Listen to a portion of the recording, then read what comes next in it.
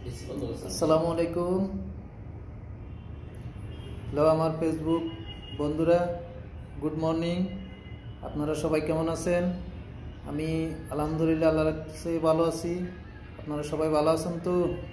সবাই জানাবেন সবাই কি কি অবস্থা আছেন। সবাই ভালো থাকবেন, সুস্থ থাকবেন, সাবধানে থাকবেন, নিরাপদ স্থানে থাকবেন।